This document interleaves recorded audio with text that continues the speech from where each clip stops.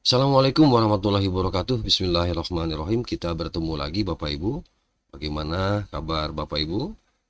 Terutama saya ingin menyapa nih teman-teman honorer ya.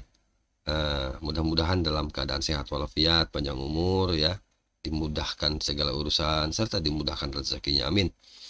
Kali ini saya membawa informasi ya, satu lagi informasi dari Menpan RB. Menpan RB di sini Bapak Ibu mengungkap biang kerok katanya nih. Waduh, biang kerok penyebab terkendalanya honorer diangkat jadi P3K.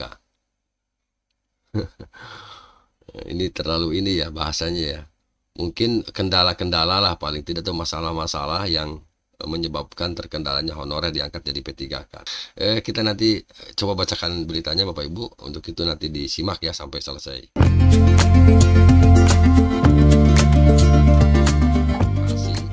Ibu Rini Widianti ini ungkap kendala pelaksanaan. Nah, ini kendala gitu ya. Kendala pelaksanaan pengadaan pegawai pemerintah dengan perjanjian kerja ya, gitu.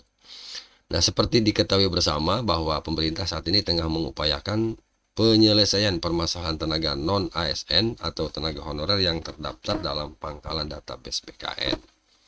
Nah, upaya tersebut dilakukan melalui seleksi P3K tahun 2024 yang langsung dalam 2 periode ya, sebagaimana kita tahu periode pertama dengan periode kedua ya, dan periode kedua juga sudah selesai ya. Ini tinggal menunggu nanti tahap berikutnya. Ini digelar secara daring dan pada tanggal 30 Desember 2024 Ibu Rini mengatakan para tenaga honorer khususnya yang terdaftar dalam database PKN ini diberikan kesempatan seluas-luasnya agar dapat mengikuti seleksi ini gitu ya. Nah, pendaftaran ini untuk memberikan kesempatan seluas-luasnya kepada teman-teman non-ASN, khususnya yang terdaftar dalam database PKN, agar dapat mengikuti seleksi baik pada periode pertama maupun kedua. Nah, begitu ya disampaikan oleh Ibu Menteri. Nah, bagi tenaga non-ASN yang tidak lolos pada seleksi tahap pertama, mereka diberikan kesempatan untuk mengikuti seleksi tahap kedua.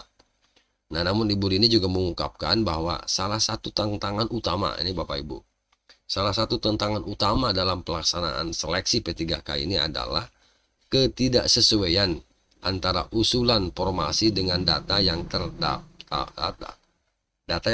dalam database PKN. Hal ini mengakibatkan sejumlah tenaga non-ASN belum mendapatkan peluang yang maksimal untuk mengikuti seleksi. Ketidaksesuaian antara usulan formasi dengan data yang terdapat dalam PKN. Artinya gini, beda data lah, beda jumlah mungkin ya, antara data yang sudah masuk di database PKN dengan yang diusulkan gitu ya, paling tidak oleh pemerintah daerah. Nah, selain itu penyerapan tenaga non-ASN pada pendaftaran periode pertama juga masih dinilai belum optimal. Oke, diakui ya oleh Ibu Menteri. Nah, kendala ini terutama dirasakan di tingkat pemerintah daerah yang tidak mengusulkan formasi P3K secara memadai. Ya, lagi-lagi ini kembali ke pemerintah daerah yang tidak mengusulkan formasi P3K secara memadai. Itu ya Bapak Ibu. Nah, salah satu penyebab utamanya adalah ini keterbatasan anggaran yang dimiliki oleh pemerintah daerah, sehingga berpengaruh pada jumlah formasi yang bisa diajukan. Jadi ya kembali ke daerah lagi ini pada akhirnya ya Bapak Ibu. Jadi salah satu utamanya adalah keterbatasan anggaran yang dimiliki oleh pemerintah daerah. Sehingga pemerintah daerah mungkin mengusulkan tidak full, tidak penuh. Karena memang anggarannya yang. Tapi kerasannya kalau anggaran itu dari pusat, sepertinya pemerintah daerah optimal ya mengusulkan formasi P3K. Ya gitu, karena ada wacana Bapak Ibu untuk sistem penggajiannya itu dikembalikan ke daerah.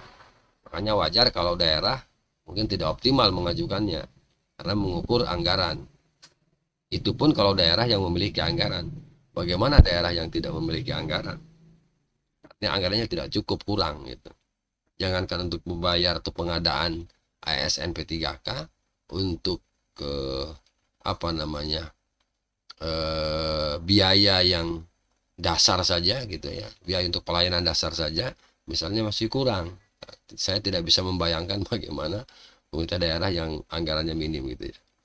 Nah, untuk mengisi hal tersebut, Kementerian Pan RB telah menerbitkan keputusan nomor 634 Ya, tahun 2024 yang mengatur kriteria pelamar seleksi P3K bagi tenaga non ASN yang terdaftar di database PKN tahun anggaran 2024. Jadi kriteria ini mencakup tenaga non ASN yang TMS ya, yang tidak memenuhi syarat pada seleksi administrasi tahap 1, TMS pada seleksi CPNS, serta yang belum mendaftar pada pengadaan ASN. Nah, jadi Ibu Rini juga, Bu Menteri ini mengimbau untuk pejabat pembina kepegawaian PPK, dalam ini adalah bupati wali kota, termasuk mungkin gubernur ya, instansi untuk tetap menganggarkan kebutuhan pegawai non ASN, baik sebagai P3K penuh waktu maupun P3K paruh waktu akibat keterbatasan anggaran. Ya, jadi ini sepertinya wacananya ini A1 ini Bapak Ibu, bahwa untuk sistem penggajian P3K ini dikembalikan ke daerah. Tapi gak masalah sih yang mengelola daerah, tapi anggarannya dari pusat kan enak tuh, gitu ya. Anggaran dari pusat, kemudian masuk ke daerah, baru dibayarkan. Itu ya Bapak Ibu. Enggak, saya nggak tahu lah mekanismenya bagaimana ya tentang sistem penggajian. Sehingga kalau kita lihat dan kita baca gitu ya, kita dengar ketika ada formasi, kemudian pemerintah daerah tidak mengusulkan seluruhnya, hanya separuh misalnya, atau hanya 80%-nya, itu mungkin kan dilihat dari anggaran juga gitu ya. Baik, para PPK agar mengoptimalkan pendaftaran dan mendorong pegawai non ASN yang ada di lingkungan instansi masing-masing untuk mengikuti seleksi, serta memberikan bimbingan yang jelas gitu ya pada mengenai tahapan dan mekanisme dari afirmasi kebijakan pemerintah gitu ya. Dan Ibu Rini juga menegaskan pentingnya PKK instansi untuk mematuhi kebijakan terkait pengalihan status pegawai non ASN menjadi P3K gitu ya. Jika kebijakan ini diabaikan, proses pengalihan status dapat terhambat betul ya. Kan tahun ini 2025 tidak ada lagi honorer gitu Bapak Ibu ya. Dihapus honorer, sudah nggak boleh ada lagi honorer, yang ada adalah P3K ya. Nah, P3K kan ada dua lagi nanti, ada P3K paruh waktu dan P3K penuh waktu. Itu karena tahun 2025 ini hanya ada ASN, itu hanya ada dua ya. ASN itu ada dua, PNS dan P3K. Nah, P3K juga dibagi dua lagi, ada P3K paruh waktu, P3K penuh waktu. Baik Bapak Ibu, itu saja ya yang dapat saya sampaikan terkait dengan mungkin permasalahan-permasalahan yang menjadi kendala ketika terjadi pengangkatan P3K yang belum optimal. Salah satunya tadi kalau kita simpulkan adalah pemerintah daerah tidak optimal mengusulkan sehingga masih tersisa. Yang kedua, anggaran ya yang masih minim barangkali di beberapa daerah, sehingga mereka nggak berani jor-joran begitulah untuk mengusulkan formasi P3K. Ya mudah-mudahan saja sinergi antara pemerintah pusat dengan pemerintah daerah ya, terutama dalam sistem penggajian, karena kalau tidak dibantu oleh pemerintah pusat mau bagaimana lagi gitu ya. Jadi ini akan menjadi bom waktu menurut saya Bapak Ibu, ketika ketidakadilan itu muncul ya di lapangan, di masyarakat. Ya mudah-mudahan ya pemerintah lebih bijak ya dalam mengambil sebuah keputusan besar ya bagi masyarakatnya, bagi rakyatnya. Demikian ya Bapak Ibu yang dapat saya bagikan. Terima kasih. Assalamualaikum warahmatullahi wabarakatuh.